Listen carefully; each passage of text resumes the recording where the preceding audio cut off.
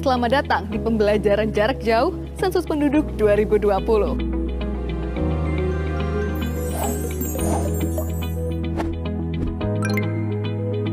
Pembelajaran ini diperuntukkan secara umum untuk seluruh masyarakat di Indonesia dan secara khusus untuk petugas sensus dan ketua atau pengurus satuan lingkungan setempat terkecil atau SLS terkecil seperti RT, dusun, jorong, banjar, dan yang sejenis. Apa itu sensus penduduk?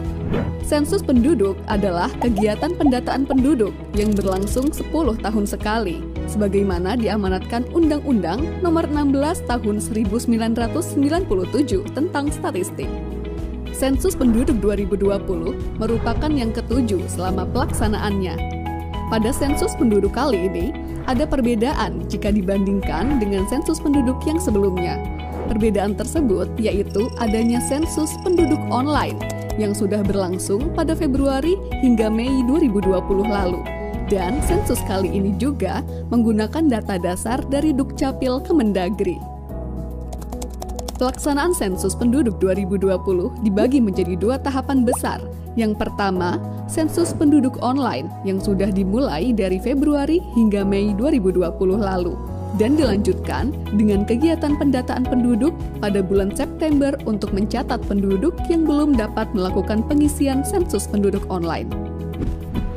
Pembelajaran kita pada kali ini akan membahas secara lengkap apa saja yang dilakukan pada kegiatan pendataan penduduk di bulan September. Pembelajaran terdiri dari 3 bagian. Yang pertama, mengenai konsep penduduk. Kedua, pemeriksaan daftar penduduk. Dan ketiga, verifikasi lapangan.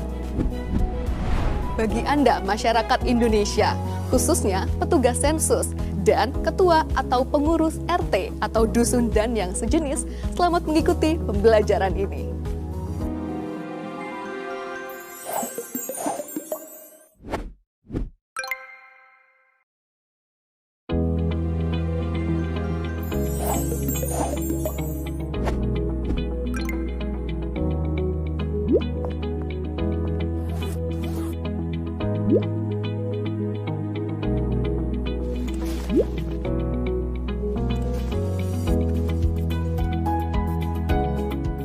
Siapa yang harus dicatat dalam sensus penduduk?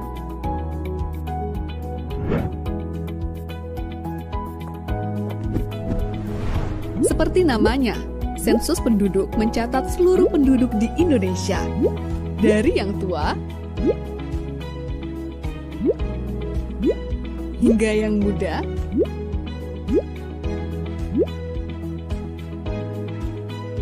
tanpa terlewat.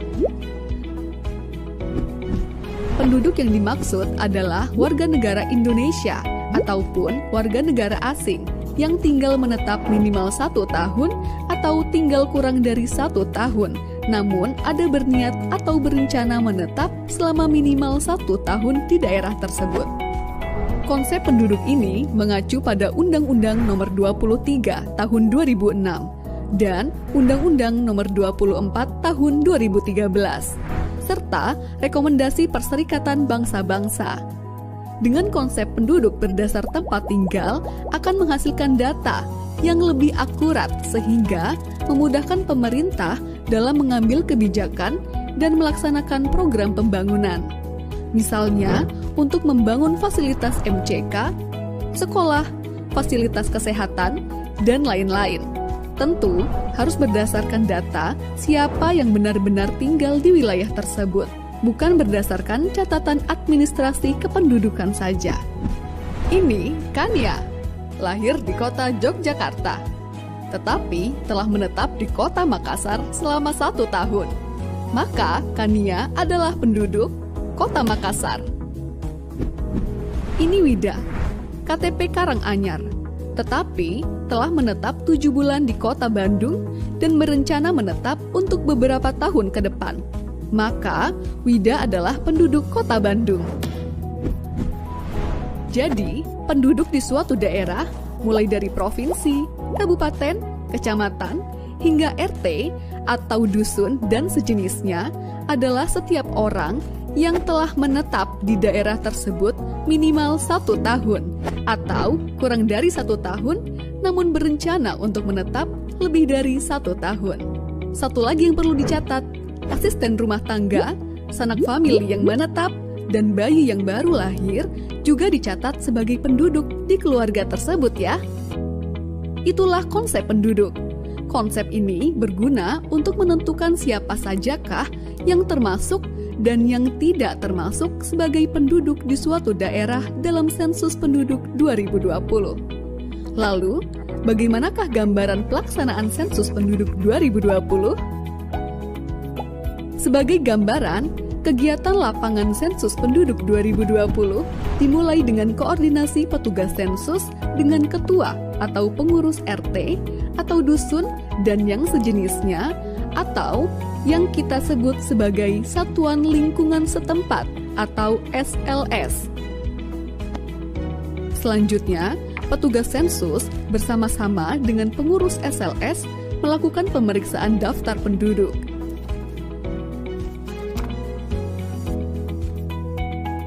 Setelah itu, dilakukan verifikasi lapangan dengan mengelilingi wilayah SLS.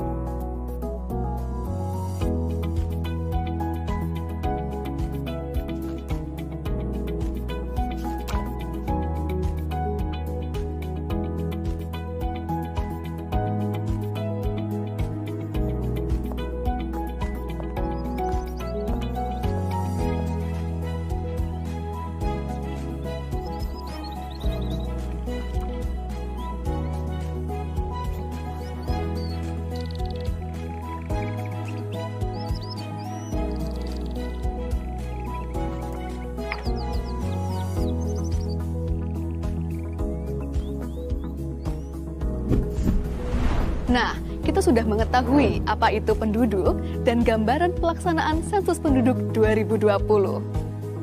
Di video berikutnya, kita akan mengupas tata cara pelaksanaan lapangan sensus penduduk 2020 yang terdiri dari pemeriksaan daftar penduduk dan verifikasi lapangan. Selamat mengikuti ya!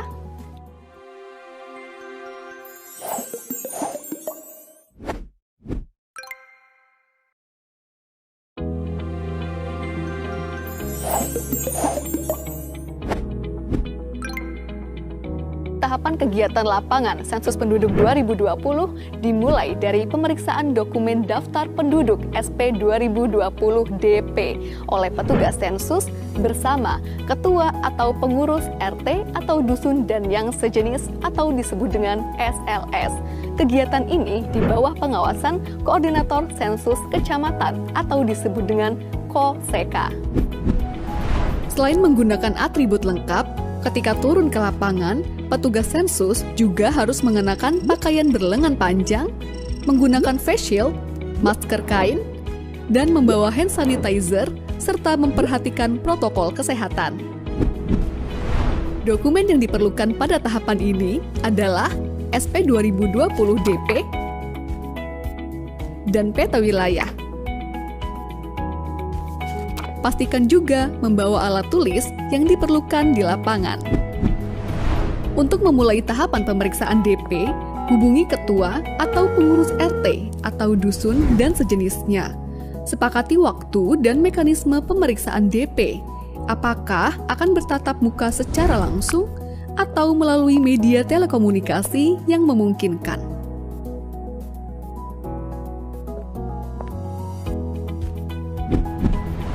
Kemudian, pastikan kesesuaian identitas wilayah RT atau dusun dan sejenisnya berdasarkan dokumen SP 2020-DP yang menjadi wilayah tugasnya. Apabila terdapat perubahan, baik itu pemekaran ataupun penggabungan SLS, laporkan ke Koordinator Sensus Kecamatan atau KOSEKA untuk ditindaklanjuti kemudian. Sebelum memulai pemeriksaan, baca dan pahami petunjuk pengisian pada halaman kedua DP. Jika ada yang belum dipahami, dapat ditanyakan kepada Koordinator Sensus Kecamatan atau KOSEKA. Selanjutnya, mari mengenal dokumen daftar penduduk atau SP 2020 DP. SP 2020 DP adalah instrumen utama pada sensus penduduk 2020 yang berisikan nama-nama penduduk yang akan diperiksa keberadaannya oleh petugas sensus bersama dengan Ketua SLS. Nama-nama penduduk yang ada di dokumen tersebut merupakan gabungan dari data administrasi kependudukan dan hasil kegiatan sensus penduduk online. Dokumen DP terdiri dari beberapa bagian sebagai berikut. Pertama, halaman depan yang terdiri dari blok 1, pengenalan tempat, blok 2, keterangan petugas, dan blok 3, catatan. Pada blok 1 terdapat kotak nama SLS atau non-SLS di lapangan yang berisi nama SLS sesuai dengan nama wilayah di lapangan. Rekap hasil pemeriksaan dan verifikasi lapangan diisi setelah blok 4A, 4B, dan 4C terisi semua. Kedua, petunjuk pengisian. Ketiga, blok 4A yang berisi daftar nama penduduk beserta keterangan individu lainnya pada suatu SLS yang akan dicek keberadaannya satu persatu oleh petugas sensus bersama ketua atau pengurus SLS. Di bagian bawah setiap halaman terdapat kolom rekap yang perlu diisikan untuk membantu pengisian total rekap yang terdapat pada halaman depan. Keempat, blok 4B yang berisikan nama-nama penduduk yang data individunya perlu dikonfirmasi. Data tersebut adalah jenis kelamin, tanggal lahir, atau NIK. Kelima, terdapat blok 4C yang berupa daftar kosong untuk mencatat nama-nama penduduk di SLS tersebut yang belum tercetak di blok 4A. Selanjutnya, blok 5 yang digunakan untuk mencatat penduduk pada DP yang dinyatakan meninggal. Terakhir, terdapat surat pernyataan yang diisi ketika ketua atau pengurus SLS tidak dapat mendampingi petugas sensus dan menugaskan orang lain dalam melaksanakan kegiatan lapangan sensus penduduk 2020.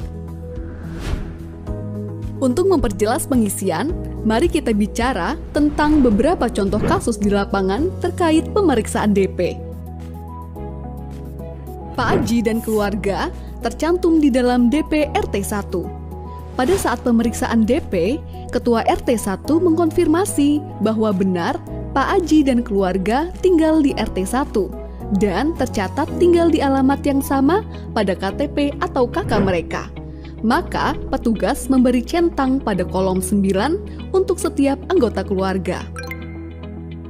Sedangkan Pak Budi dan keluarga juga tercantum di dalam DP RT 1. Tetapi Ketua RT menyatakan bahwa Pak Budi dan keluarga memiliki KTP dan KK dengan alamat di wilayah lain.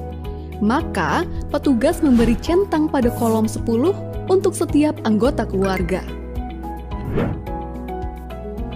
Keluarga Pak Charlie sudah melakukan SP online. Namun, Ketua RT menyatakan bahwa bulan lalu telah pindah ke kota lain. Maka, untuk setiap anggota keluarga, beri tanda centang pada kolom 11.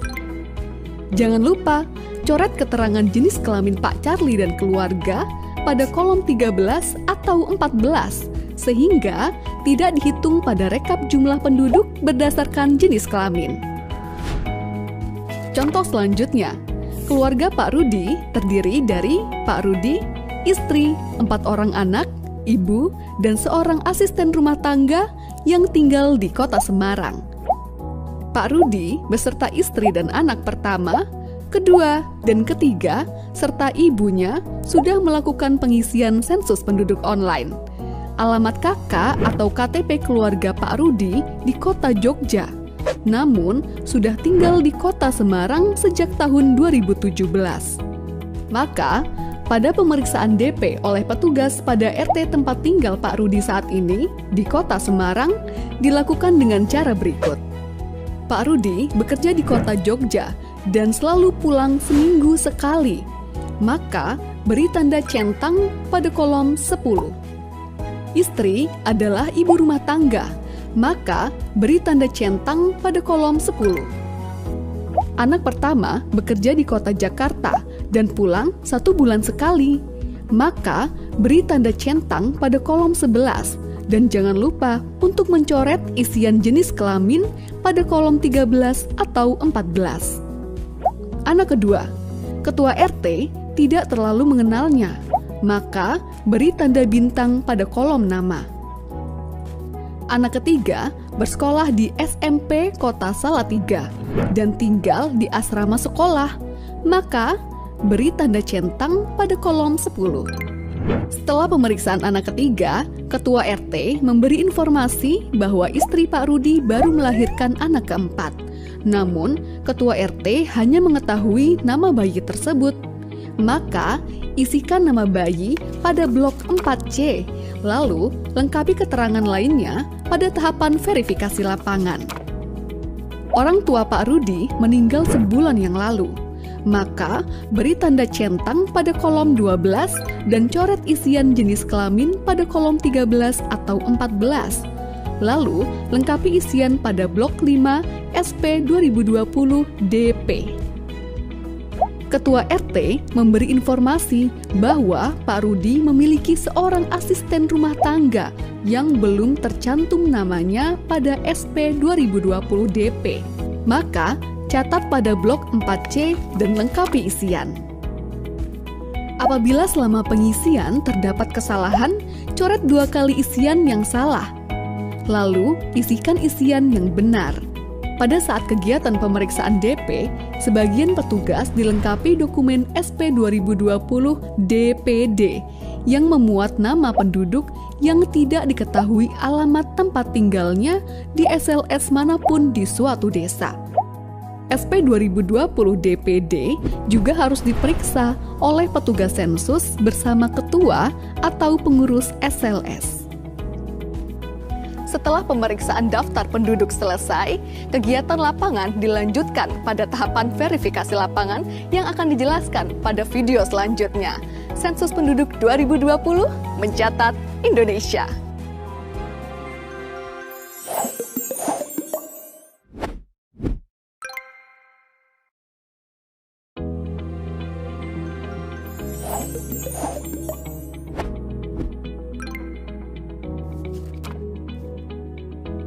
Setelah melakukan pemeriksaan daftar penduduk atau dokumen DP bersama ketua atau pengurus SLS, tahapan sensus penduduk 2020 selanjutnya adalah pelaksanaan verifikasi lapangan. Apa yang dilakukan petugas sensus pada saat verifikasi lapangan? Pada tahapan ini, petugas sensus mengelilingi SLS dengan didampingi oleh ketua atau pengurus SLS untuk memastikan keberadaan seluruh penduduk yang tercatat di dalam daftar penduduk atau DP. Dalam tahapan verifikasi lapangan, petugas sensus membawa dokumen dan alat tulis sebagaimana pada saat pemeriksaan daftar penduduk. Dokumen tersebut meliputi: pertama, dokumen daftar penduduk atau SP 2020 DP dan daftar penduduk desa atau SP 2020 DPD yang sudah diperiksa. Kedua, peta wilayah sensus atau SP 2020 WS yang digunakan untuk penelusuran wilayah dan memastikan batasan-batasan wilayah SLS kepada ketua atau pengurus SLS atau warga yang ditunjuk. Selama di lapangan, petugas dan ketua atau pengurus SLS wajib mematuhi protokol kesehatan pencegahan penyebaran COVID-19, mengenakan masker, selalu memastikan kebersihan tangan, dan menjaga jarak minimal dengan responden. Apa saja yang harus dilakukan oleh petugas pada saat verifikasi lapangan? Pertama, mengenali dan menentukan batas-batas wilayah SLS bersama ketua atau pengurus SLS. Kedua, menentukan bangunan pertama yang akan dikunjungi untuk diverifikasi keberadaan penduduknya. Dianjurkan dimulai dari posisi barat daya pada peta. Ketiga, berikan tanda titik atau noktah sesuai posisi rumah tersebut pada peta SP 2020-WS dan sertakan nomor urut di samping noktah tersebut. Keempat, lakukan identifikasi seluruh nama penduduk yang tinggal di rumah tersebut dan sesuaikan dengan nama yang tercantum pada daftar penduduk atau DP. Lalu, salin nomor urut yang terdapat pada peta ke kolom nomor bangunan pada DP. Penduduk yang dikunjungi adalah penduduk yang diragukan keberadaannya oleh pengurus SLS. Apabila pada rumah tersebut teridentifikasi penduduk yang belum melakukan pengisian sensus penduduk online, baik itu seluruhnya maupun salah satu anggota keluarga, silakan drop dokumen C1. Lakukan prosedur tersebut untuk setiap rumah dan bangunan yang ada penduduknya. Pastikan tidak ada yang terlewat ya. Apabila ditemukan penduduk yang belum tercantum namanya pada daftar penduduk atau DP, tambahkan dan lengkapi keterangan penduduk tersebut pada DP Blok 4C. Pastikan seluruh kolom terisi. Serahkan dokumen C1 dan isi kolom kontrol dokumen pada DP. Pada saat menyerahkan dokumen C1, beritahu responden untuk membaca petunjuk pengisian terlebih dahulu dan informasikan kapan dokumen akan diambil kembali. Untuk penduduk yang berstatus sudah sensus penduduk online, tetapi perlu konfirmasi, petugas sensus perlu menanyakan informasinya kepada ketua atau pengurus SLS dan menuliskannya di blok 4B. Lengkapi isian rekapitulasi jumlah penduduk pada setiap halaman DP di blok 4A dan 4C. Secara garis besar, kegiatan yang dilaksanakan oleh petugas sensus pada tahapan verifikasi lapangan yaitu 1. Penelusuran wilayah SLS. 2. Melakukan identifikasi setiap bangunan yang dihuni penduduk dan melaksanakan verifikasi penduduk yang tinggal di dalamnya. 3. Mencatatkan nama dan informasi penduduk yang ditemukan di wilayah SLS namun belum tercantum di DP. 4. Melaksanakan rekapitulasi jumlah penduduk hasil verifikasi lapangan. Sekian video pembelajaran Sensus Penduduk 2020. Karena cinta butuh pembuktian dan berpartisipasi dalam Sensus Penduduk 2020 merupakan salah satu bukti cinta kita pada Ibu Pertiwi. Selamat menjalankan tugas wahai abdi bangsa. Sensus Penduduk 2020 mencatat Indonesia.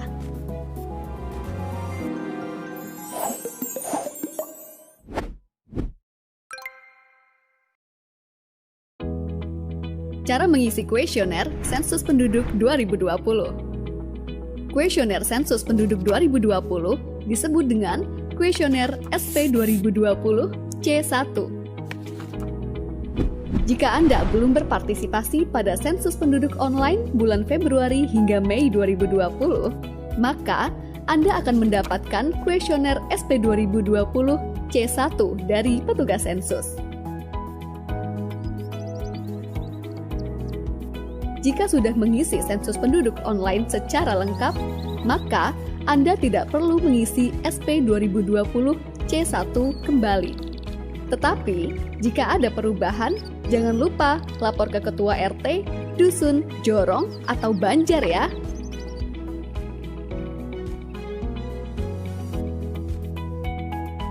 Kami akan mengilustrasikan tata cara pengisian kuesioner Sensus Penduduk 2020 atau SP 2020 C1. Bagi keluarga yang ingin mengisi menggunakan kuesioner secara mandiri, maka ikuti petunjuk pengisian yang telah disediakan atau tonton terus video ini. Mari kita mulai. Pertama, siapkan alat tulis berupa pensil atau ballpoint dan dokumen penting yang diperlukan untuk pengisian kuesioner sensus penduduk. Siapa saja bisa mengisi kuesioner sensus penduduk, asalkan mengetahui informasi seluruh anggota keluarga. Siapkan KTP, KK, dan akte pernikahan. Baca tata cara mengisi kuesioner. Selanjutnya, kita akan mengisi blok 1. Blok 1 adalah pertanyaan mengenai alamat keluarga pada saat ini. Untuk isian provinsi, kota atau kabupaten, kecamatan, desa atau kelurahan atau nagari, RT atau RW atau satuan lingkungan setempat, sampai isian nama dan kode SLS, serta nomor urut keluarga dan nomor bangunan diisikan oleh petugas sensus. Pengisian dimulai dari pertanyaan 104, yaitu alamat. Isikan alamat lengkap saat ini, nama kepala keluarga, jumlah anggota keluarga, dan anggota keluarga yang bisa dihubungi. Blok 2. Keterangan petugas akan diisikan oleh petugas sensus. Selanjutnya, lanjutkan pengisian ke blok 3, data perumahan tempat tinggal. Bagian ini hanya diisikan sekali untuk setiap keluarga. Isikan status kepemilikan rumah yang Anda tempati saat ini. Isikan listrik yang Anda gunakan di rumah. Isikan sumber air minum utama yang digunakan oleh keluarga Anda. Apakah air kemasan atau isi ulang? Ledeng, pompa atau sumur bor, sumur, mata air, sungai atau danau, air hujan, atau lainnya. Isikan keterangan fasilitas jamban atau tempat buang air besar dan septic tank di tempat tinggal Anda. Isikan jenis lantai terluas di tempat tinggal Anda. Apakah keramik atau marmer atau granit, ubin atau tegel atau teraso, semen, kayu atau papan, bambu, tanah, atau lainnya. Selanjutnya, kita beralih ke blok 4. Blok 4 diisikan untuk setiap anggota keluarga. Jadi, kalau di rumah ada 3 orang, maka ada 3 blok 4 yang terisi. Isikan keterangan dari masing-masing individu. Pengisian dilakukan secara berurutan, satu persatu, dimulai dari kepala keluarga, lalu dilanjutkan ke istri, anak, dan anggota keluarga yang lain apabila ada. Kami akan mengilustrasikan pengisian. Isikan nama lengkap Anda sesuai KK atau KTP dengan menggunakan huruf kapital. Berikan tanda centang pada isian jenis kelamin. Isikan nomor induk kependudukan Anda. Apabila NIK ada, lanjut ke pertanyaan 404. Bila NIK tidak ada, berikan centang pada salah satu alasan pada isian 403B di bawah. Selanjutnya, apabila alamat tempat tinggal Anda sekarang sesuai dengan tertulis pada KK, beri tanda centang pada kotak Ya. Dan apabila alamatnya berbeda, beri tanda centang pada kotak Tidak. Isikan tempat lahir Anda sesuai dengan provinsi dan kabupaten atau kota kelahiran. Apabila tempat lahir Anda di luar negeri, isikan negaranya. Selanjutnya, apabila tanggal lahir Anda sesuai dengan yang tertulis di KK, beri tanda centang pada kotak Ya. Dan apabila tanggalnya berbeda atau Anda tidak memiliki KK atau KTP, beri tanda centang pada kotak Tidak. Isikan tanggal, bulan, tahun lahir, dan umur Anda saat ini. Selanjutnya, apakah Anda memiliki akta kelahiran dari kantor catatan sipil? Beri tanda centang pada kotak yang disediakan sesuai dengan jawaban Anda. Bila Anda memiliki akta kelahiran dari kantor catatan sipil atau Anda tidak mengetahui status kepemilikan akta kelahiran Anda, lanjut ke isian 407. Bila Anda tidak memiliki akta kelahiran dari kantor catatan sipil, isikan alasan utama Anda dengan memberi centang pada kotak yang disediakan sesuai dengan jawaban Anda. Selanjutnya, isikan status kewarganegaraan Anda. Bila Anda adalah WNI, tuliskan nama suku Anda di pertanyaan selanjutnya. Bila Anda adalah WNA, lanjut ke pertanyaan 409. Berikan tanda centang pada kotak di samping agama atau kepercayaan Anda. Selanjutnya, isikan status perkawinan Anda dengan memberi tanda centang pada kotak yang tersedia.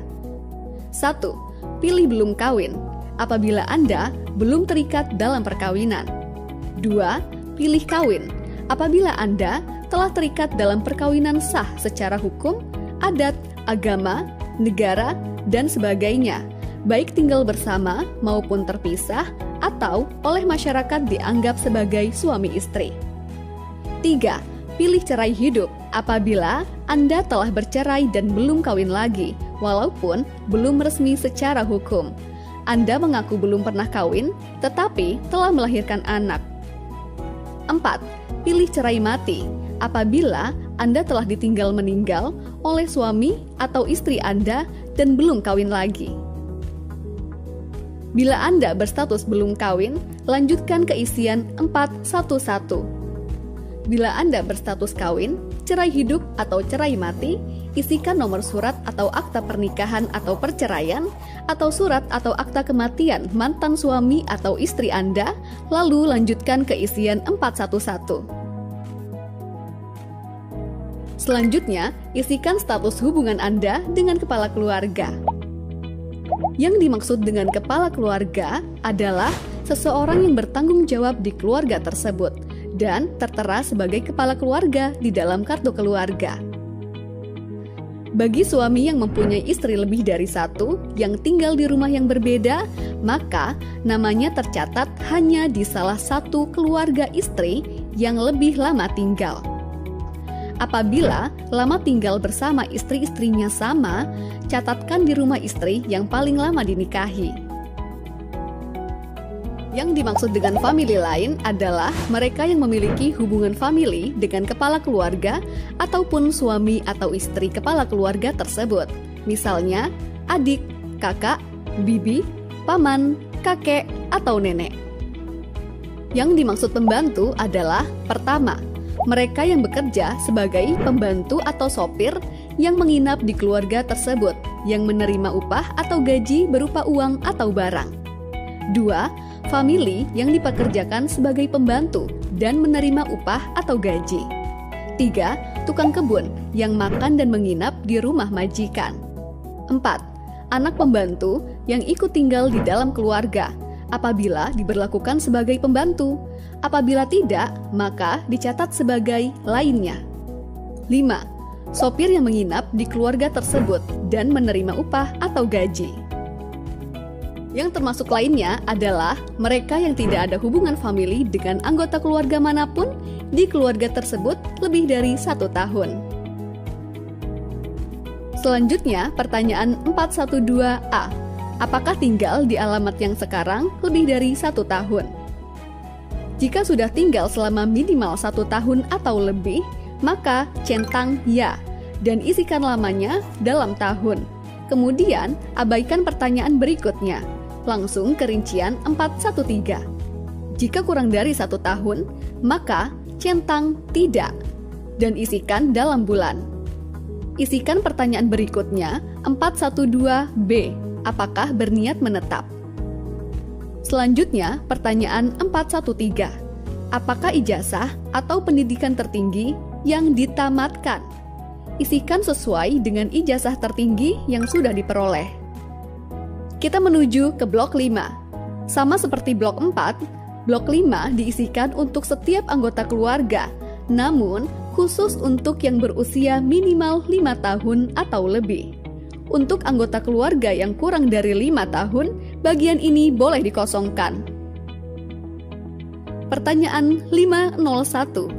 Apakah bisa berbahasa Indonesia? Pilih ya jika bisa, pilih tidak jika tidak dapat berbahasa Indonesia. Selanjutnya, pertanyaan 502A. Aktivitas apa saja yang biasa dilakukan? Isian ini bisa dipilih lebih dari 1. Centang ya bekerja jika biasa melakukan pekerjaan. Centang ya mengurus rumah tangga jika juga melakukan kegiatan mengurus rumah tangga. Centang ya sekolah atau kuliah jika sedang menjalani aktivitas sekolah atau kuliah.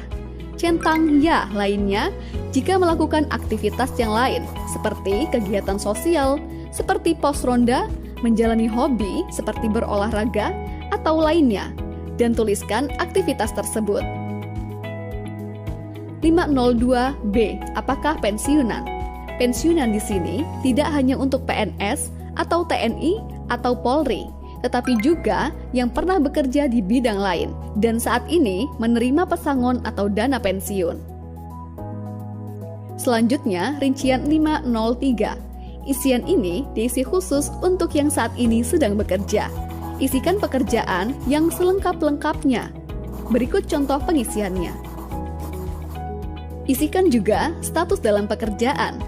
Apakah berusaha sendiri atau dengan dibantu pekerja yang tidak dibayar? Apakah berusaha dan dibantu pekerja yang dibayar? Apakah sebagai buruh atau karyawan atau pegawai atau pekerja yang dibayar?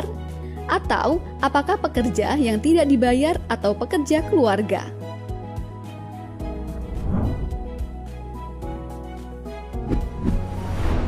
Isian untuk satu anggota keluarga sudah selesai. Ulangi pengisian untuk anggota keluarga yang lainnya pada lembar halaman berikutnya. Jika seluruh anggota keluarga sudah terisi dengan lengkap, periksa kembali isian dan simpan baik-baik. Selanjutnya, kembalikan kuesioner ini pada petugas sensus, atau ketua, atau pengurus RT, atau dusun, atau jorong, atau banjar. Mudah bukan? Pengisian kuesioner sensus penduduk bisa dilakukan mulai tanggal 1 September sampai 30 September 2020. Mari berpartisipasi langsung menentukan masa depan Indonesia dengan bersama kami mencatat Indonesia.